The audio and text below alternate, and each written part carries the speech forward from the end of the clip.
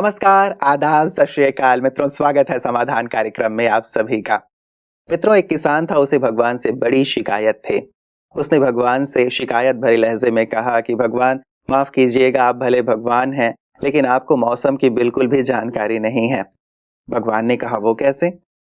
तो किसान ने कहा कि भगवान, आप कभी बहुत तेज धूप कर देते हो, कभी आंधी ले आते हो, कभी ओले बरसाने लगते हो, इससे फसल को कितना नुकसान होता है, आपको क्या पता है? आप किसान होते तो आपको पता चलता। तो भगवान ने कहा, तो तुम चाहते क्या हो? किसान ने कहा कि भगवान, ये जो आपने अपने पास मौसम विभाग रखा हुआ है, इसका हेड आप मुझे बना दो 1 साल के लिए। फिर देखना कि मैं संसार में जितने भी खेती करने वाले किसान हैं, उनके चेहरे पे कैसे मुस्कान ले आता हूँ। भगवान ने कहा, अच्छा ऐसी बात है तो ठीक है, आज से तुम मौसम विभाग के अध्यक्ष हुए, एचओडी हुए। अब किसान बड़ा खुश हुआ। उसने मौसम को पूरी तरह से मखमली कर दिया, एक रस मौसम कर दिया। गेहूं बोए थे उसने। अब वो जब फसल तय समय पे तैयार हुआ तो किसान अपने खेत पे पहुंचा। एक बाली तोड़ी तो देखा, बाली तो बहुत अच्छी लग रही है बाहर से, लेकिन उसके अंदर दाने नहीं है, अर्थात गेहूं नहीं है। उसे लगा शायद इस खेत में ऐसा होगा। दूसरे में गया, तीसरे में गया, चौथे में गया, पांचवे में गया। हर बाली देखने में बहुत खूबसूरत थी, लेकिन अंदर गेहूं के दाने नहीं थे, बीज नहीं थे। रुआंसा सा हो गया किसान। उसने ऊपर की तरफ देखा और कहा, भगवान ये आपने क्या किया? तो भगवान ने कहा, भैया मैंने क्या किया, मैंने तो तुम्हें सारी जिम्मेवारी दे दी है, तुमने ही कहा था मुझे एचओडी बना दो। तो किसान ने कहा, प्रभु लेकिन ये हुआ कैसे?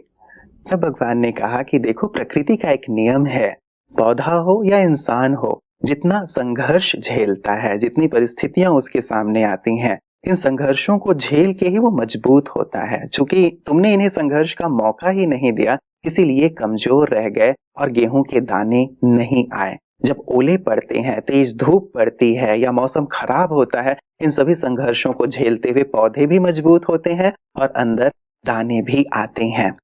मित्रों, ठीक यही बात हमारे साथ भी है। जीवन में जब कभी विपरीत परिस्थिति आती है, संघर्ष का सामना हमें करना पड़ता है, तो हमारे अंदर की भी शक्तियां जागृत होती हैं। हमें विश्वास होने लगता है कि सचमुच हम कितने शक्तिशाली हैं। अन्यथा यदि मौसम जो है हमेशा ही हरियाली से भरा हुआ हो, तो शायद हम अपनी उन शक्तियों को न पहचान पाएं, शायद हम अच्छे और बुरे की पहचान ना कर पाएं। इसलिए जीवन में जब कभी भी ऐसी विपरीत परिस्थितियां आती हैं, तो अपनी एटीट्यूड को बहुत पॉजिटिव रखते हुए यदि हम आगे बढ़ें, तो सचमुच शक्तियां जागृत होंगी और हम जीवन में सफलता की ओर अग्रसर होंगे।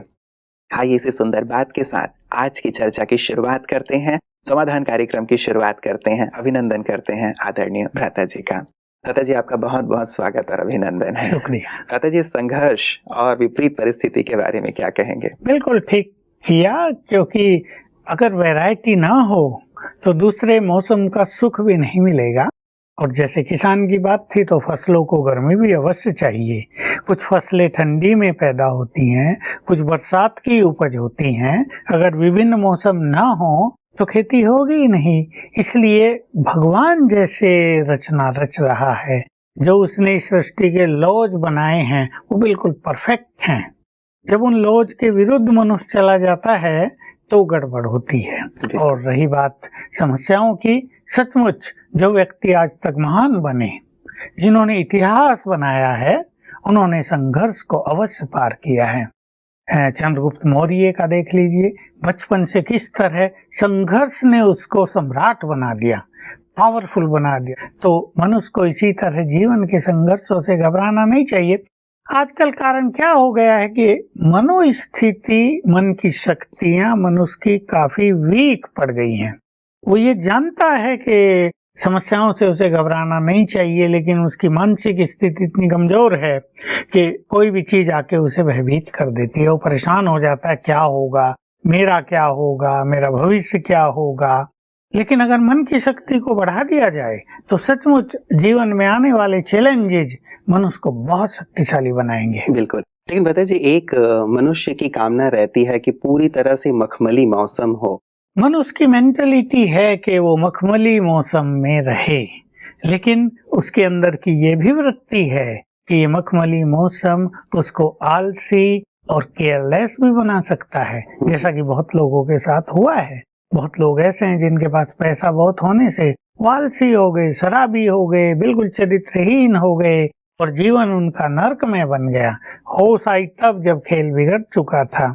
इसलिए जीवन में उतार चढ़ाव मनुष्य को मजबूत करते हैं। बच्चा भी 2-4 बार गिरता है ना तो मजबूत होता है, पहले रोता है फिर मजबूत हो जाता है, उसकी हड्डियां भी पावरफुल हो जाती हैं।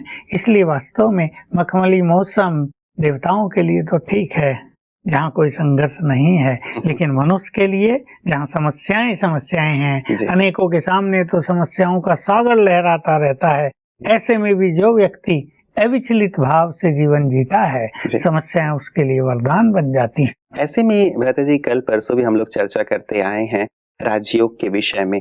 राजयोग यहाँ किस प्रकार की भूमिका अदा कर सकता है, कैसे हमारी शक्तियों को जागृत कर सकता है, या समस्याओं के प्रति जो एक दृष्टिकोण की बात है उसे सकारात्मक कर सकता है? राजयोग के साथ राजयोगी को एक बहुत सुंदर ज्ञान भी मिलता है और वो लंबा चौड़ा ज्ञान है। उसमें इस विश्व को एक नाटक कहा गया है और इस संपूर्ण नाटक का ज्ञान मिलता है। कोई भी जो फिल्म बनाई जाएगी उसमें सीन हमेशा ही बदलते रहेंगे। एक ही सीन किसी फिल्म या ड्रामा में चले तो ड्रामा होगा ही नहीं। तो ऐसे ही जिसको संपूर्ण ज्ञान है वो ये जानता है आज ये परिस्थिति आई है, कल ये बदलने वाली है। अपनी मनोस्थिति बिल्कुल नहीं बिगाड़नी है। ये सब तो खेल है, कुछ ना कुछ इनके पीछे कल्याण छुपा हुआ है जो मुझे अब दिखाई नहीं दे रहा है लेकिन बाद में अवश्य दिखाई देगा। और जब वो राजयोग का अभ्यास करता है तो उसका मन शक्तिशाली बनता है, उसकी बुद्धि डिवाइन होने लगती है, तो बुद्धि के निर्णय डिसीजंस परफेक्ट होने लगते हैं। और जब मनुष्य के निर्णय परफेक्ट हो जाएं तो बहुत सारी समस्याएं तो बहुत जल्दी समाप्त हो जाती हैं। दूसरी इसमें इम्पोर्टेंट बात यह है कि जब मनुष्य योग अभ्यास करता है तो उसको परमात्मा इंट्यूशंस भी बहुत प्राप्त होते हैं, या ये कहें कि उसको परमात्मा सहयोग भी बहुत प्राप्त होता है। तो जैसे जैसे उसकी बुद्धि रिफाइन होगी तो किसी भी समस्या का समाधान सवेरे उठते उसकी बुद्धि में आने लगेगा। और जब वो अपने परमपिता से बातें करेगा तो कुछ उधर से आने लगेगा और समस्याएं बहुत जल्दी हल्की होकर समाप्त हो जाएंगी। इसलिए राजयोग एकमात्र ऐसा साधन है जो समस्याओं का समाधान करता है, मनुष्य को सशक्त बनाता है, उसकी इनर पावर्स को जागृत करता है। हमारे में से हजारों के लाखों के ये अनुभव हो गए हैं कि अब वो समस्याओं के समय में जैसे पहले परेशान होते थे अब परेशान नहीं होते। जैसे छोटी छोटी बातों में उन्हें पहले टेंशन या इरिटेशन होता था अब वो नहीं होता है। तो राजयोग से मनोस्थिति सुधरती है और ये एक बहुत सूक्ष्म सिद्धांत है सृष्टि का, मनोस्थिति श्रेष्ठ तो परिस्थितियां बदल जाती हैं। यह श्रेष्ठ मनोस्थिति के सामने परिस्थितियां कुछ भी नहीं हैं, सब कुछ बदल जाता है। बिल्कुल, ये बहुत सुंदर बात है भ्राता जी। मन यदि शक्तिशाली है तो समस्याएं कमजोर हो जाएंगी और सहज रूप से हम उसे पार कर लेंगे।